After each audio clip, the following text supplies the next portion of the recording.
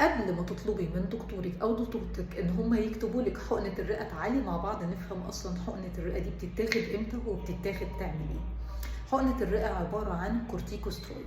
الكورتيكوسترويد ده المفروض ان الام لما بتاخده بيروح يحفز ماده اسمها سيرفاكتنت في الرئه بتاعه البيبي، علشان خاطر انها تحسن التنفس بتاعه بعد الولاده، فلما يتولد بالسلامه ان شاء الله ما يبقاش عنده مشاكل الجهاز التنفسي اللي بتحصل للاطفال اللي بيتولدوا قبل الشهر التاسع من الحمل.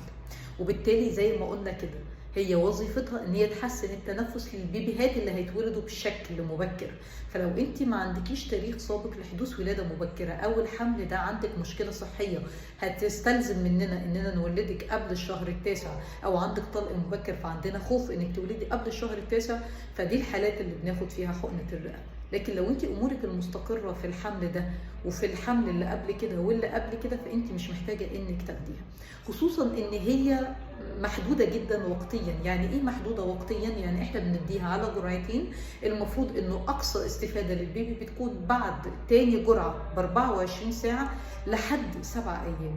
فلو البيبي اخدها النهارده وولدتي بعد 10 ايام بعد 15 يوم، للاسف هي تأثيرها هيبقى راح، وبالتالي الطفل مش هيبقى استفاد منها.